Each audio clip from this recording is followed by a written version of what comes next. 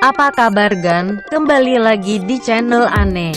Kali ini Ane akan sharing tutorial cara mudah menghidupkan lampu di handphone Android tanpa install aplikasi. Jadi tinggal menggunakan aplikasi bawaan dari handphonenya gitu Gan. Oke, tanpa berpanjang lebar lagi, langsung aja ya. Nah, untuk menggunakannya Agan terlebih dahulu harus mengusap handphone Agan seperti ini.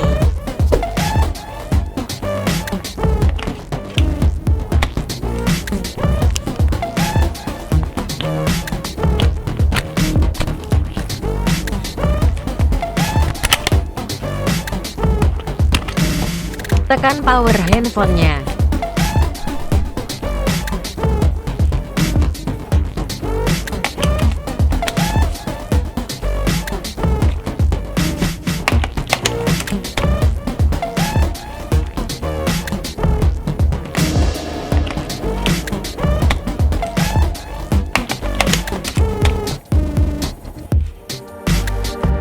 Kemudian cari ikon bernama flashlight atau center.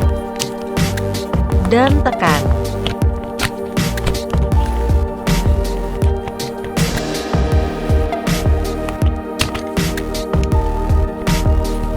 Begitu juga untuk mematikan lampunya.